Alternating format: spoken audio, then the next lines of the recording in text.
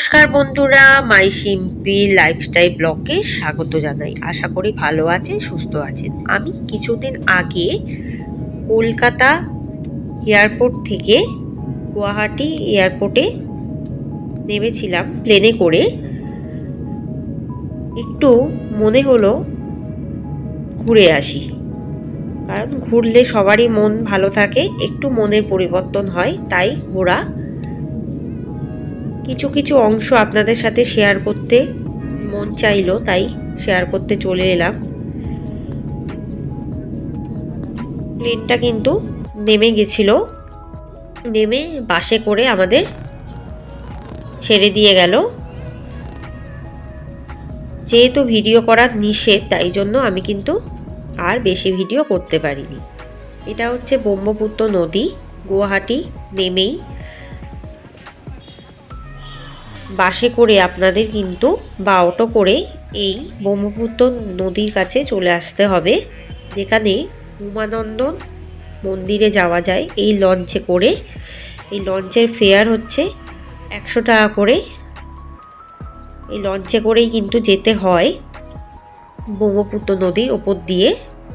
কিন্তু ওই উমাপতি মন্দিরে ভিডিও করা নিষেধ, তাই জন্য কোনো রকম ভিডিও করতে পারিনি। তাই আমরা লঞ্চে যাচ্ছি সেটুকুই আপনাদের সাথে শেয়ার করলাম। কি অসাধারণ লাগবে আপনাদের লঞ্চে করে এই সুন্দর প্রাকৃতিক দৃশ্যগুলো দেখতে দেখতে যেতে। আবার রোপওয়ে করেও কিন্তু যাওয়া যায়, রোপোরও কিন্তু ব্যবস্থা রয়েছে। আমরা কিন্তু লঞ্চে করেই গিয়েছিলাম, ভীষণই ভালো লেগেছিল। চারপাশটা দেখতে দেখতে গেছিলাম। 1 ঘন্টা পর পর কিন্তু লঞ্চ ছাড়ে, আবার ওই উমাপতি মন্দিরের কাছে ছেড়ে দেয়। ওই উমাপতি মন্দিরে নাকি প্রথম পার্বতী আর শিবের মিলন ঘটেছিল, দুজনের দেখা হয়েছিল প্রথম, তাই এটাকে বলে উমাপতি বা উমানন্দ মন্দির। এই যে রোপোর ব্যবস্থা রয়েছে, রোপো করেও আপনারা যেতে পারেন। যেহেতু আমার রোপোটা চড়া, তাই আমি লঞ্চে করেই গেছিলাম। তাই একটু আপনার সাথে শেয়ার করলাম, যেটুকু ভিডিও করা পসিবল হয়েছে সেটুকু। ভীষণই মেঘলা আকাশ ছিল তখন, কিন্তু বৃষ্টি নামবে নামবে করছিল। বৃষ্টি কিন্তু নেমেও ছিল, কারণ আমরা গেছিলাম সেই বৃষ্টির সময়তেই, তাই জন্য বৃষ্টিটা কিন্তু নামবে নামবে করছে, আকাশ কালো হয়ে আছে।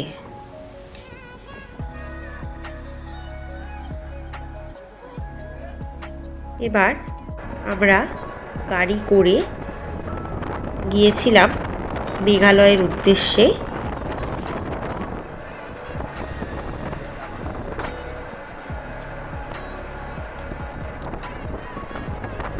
গাড়ি করে যাচ্ছি, চারিদিকে সবুজ গাছপালা।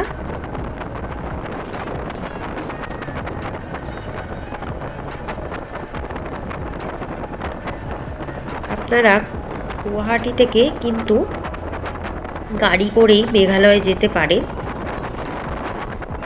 2000 টাকার মতো ভাড়া পড়বে যদি আপনারা 6 জন হন। আমরা 6 জনে একসাথে গেছিলাম, কিন্তু যদি আপনারা 2 জন হন তাহলে কিন্তু ভাড়াটা কিন্তু খুব বেশি পড়বে, কারণ গুয়াহাটি থেকে মেঘালয় ডিস্টেন্স প্রচুর। পার পার্সন কিন্তু 2000 টাকা।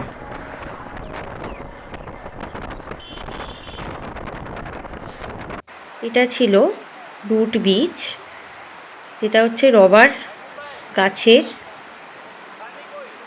গাছ দিয়ে এই ব্রিজটা তৈরি। প্রায় 300 বছরের পুরনো এই ব্রিজটা।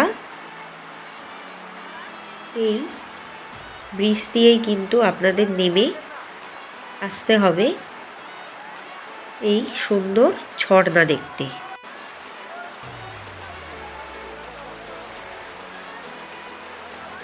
ক্রুজ বিচে কিন্তু প্রায় অনেকগুলো সিঁড়ি আছে।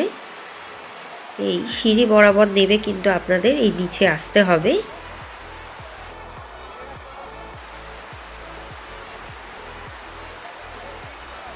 ব্রিজটা কিন্তু ঝুলন্ত। আর এখানে অনেকগুলো হোটেল পেয়ে যাবেন আপনারা কিন্তু মেঘালয়ে এসে থাকতে পারেন। আমি হোটেলের ডিটেলস এখানে দিয়ে দেবো। আমি কোন হোটেলে ছিলাম, আমি গীতাঞ্জলি হোটেলে ছিলাম একদম মেঘালয়ে।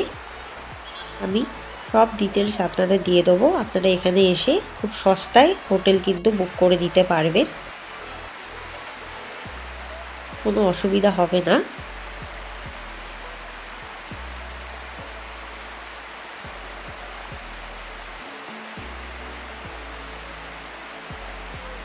তবে গুয়াহাটি থেকে মেঘালয় পৌঁছাতে কিন্তু মোটামুটি রাত্রির হয়ে যাবে। সকালে কিন্তু এই দুটো জায়গায় আসতে পারেন। মেন এটা হচ্ছে রুট বিচ, একটা হচ্ছে এশিয়ার ক্লিনেস্ট রিভার ডাউকি লেক।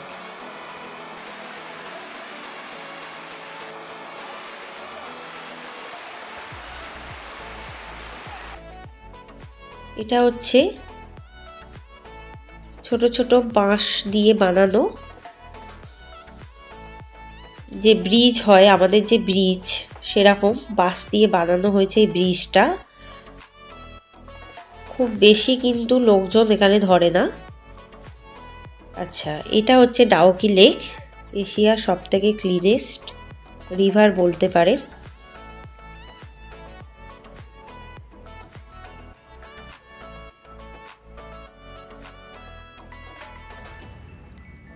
এটাও কিন্তু নৌকা করে যেতে হবে আপনাদের, নৌকা করে করেই ঘুরতে হবে। এরকম পার পার্সন ভাড়া হচ্ছে 500 টাকা। দেখুন জলটা কতটা স্বচ্ছ, কতটা ক্লিন, যেগুলো প্রায় দেখাই যায় না।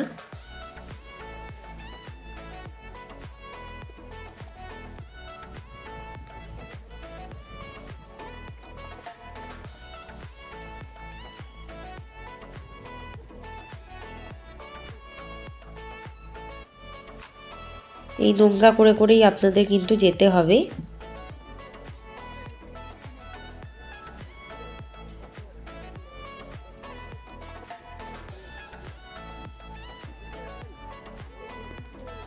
প্রায় 1 ঘন্টা এই নৌকায় বসে বসে ঘোরা।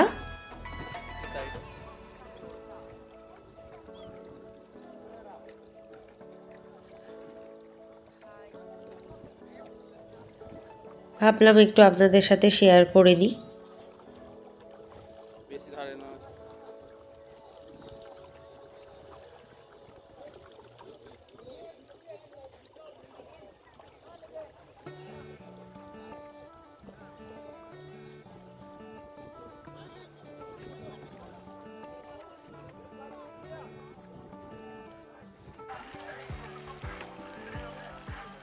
এটা হচ্ছে প্রায় পুরো এই লেকটা কিন্তু ঘোরাবে আপ ডাউন। এর ওপর দিয়ে কিন্তু গাড়ি যায়, এই যে ঝুলন্ত ব্রিজটা দেখছেন এর ওপর দিয়ে কিন্তু গাড়ি যায়। এখানেও অত সুন্দর সুন্দর হোটেল পেয়ে যাবেন থাকার জন্য।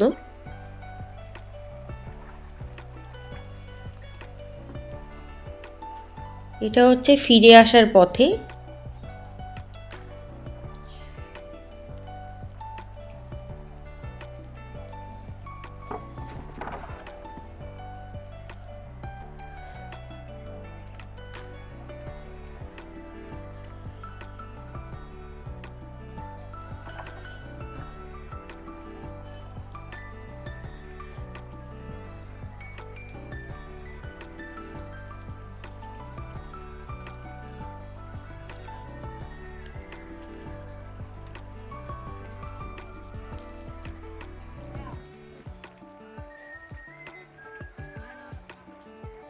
মেঘালয় মেঘের রাজ্যে, আর যখন তখন বৃষ্টি নেমে যায়,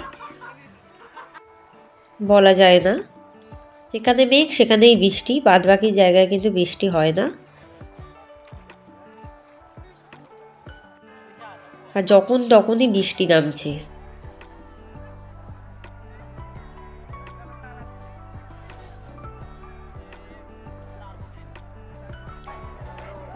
এই যে এপারটা হচ্ছে বাংলাদেশ আর এপারটা হচ্ছে আমাদের ভারত এই দুবার কিন্তু ভাগ হয়ে গেছে এই দাউকি লেকের মাধ্যমে। এই যে ওপারটা বাংলাদেশ দেখতেই পাচ্ছেন, বাংলাদেশের মানুষজনও কিন্তু আসছে।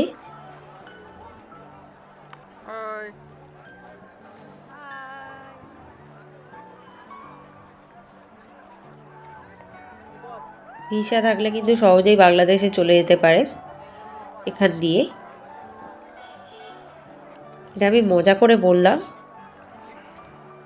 কিন্তু এই লেকটাই কিন্তু ভাগ করেছে। আচ্ছা, লেকের পর চলে এলাম মেঘালয় দেখাতে। দেখুন কিরম বৃষ্টি হচ্ছে, যেদিকটা মেঘ সেদিকটা বৃষ্টি, যখন তখন বৃষ্টি হচ্ছে চারিদিকে। এবার দেখাবো গুয়াহাটির চা বাগান, যেটা আসাম টি হিসাবে বিখ্যাত। গুয়াহাটি থেকে যখন আসাম যাবেন আপনারা, তখন কিন্তু এই চা বাগানটা পড়বে। এই চা বাগানটা একটু ঘুরে দিতে পারেন। আসাম টি কিন্তু এখানে বিখ্যাত, যেখানে গ্রিন টিটা ভীষণই সুন্দর। আর আসাম টি 300 টাকা করে কেজি, এখান থেকে কিনে নিতে পারেন। একদম পিওর, ভীষণই ভালো লাগবে তার ফ্লেভার আর টেস্ট। তবে চিনি ছাড়া কিন্তু খেতে হবে আসাম টি, নলে কিন্তু আপনারা তার স্বাদ বুঝতে পারবেন না। গ্রিন টিও পেয়ে যাবেন। গ্রিন টি এখানে কিন্তু 500 টাকা করে কিলো।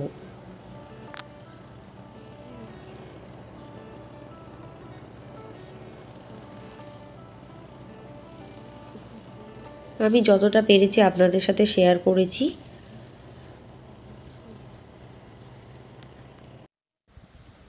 এটা হচ্ছে হোটেল থেকে দেখা যাচ্ছে যে বৃষ্টি হচ্ছে। আমরা তো ভেবেছিলাম মেঘালয় হয়তো কিছু ঘুরতেই পারবো না, কিন্তু বিশ্বাস করবেন না, এটা 5:30টার সময় বৃষ্টি হচ্ছে, কিন্তু 8টার দিকে পুরো রোদ ঝলমল করছে।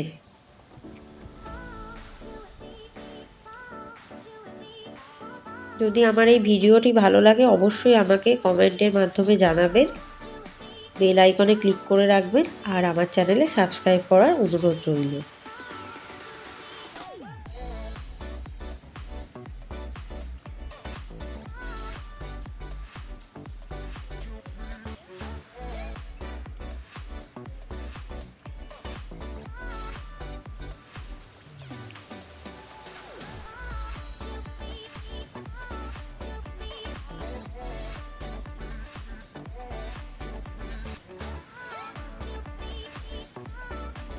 রাস্তায় যেতে যেতে কিছু দন্তসহ হাতির দেখা পেলাম, সেটাই আপনাদের সাথে শেয়ার করলাম। এত বড় বড় হাতির দাঁত আমিও কিন্তু আগে কোনো দিন দেখিনি। এই হাতির দাঁতের জিনিস কিন্তু এখানে পাবেন, আর এরকম ছোট ছোট কাঠের হাতিও এখানে পেয়ে যাবেন আসামে কিনতে।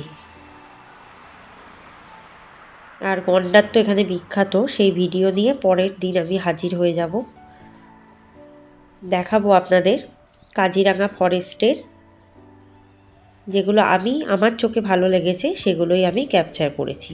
ভালো থাকবেন, সুস্থ থাকবেন, ধন্যবাদ।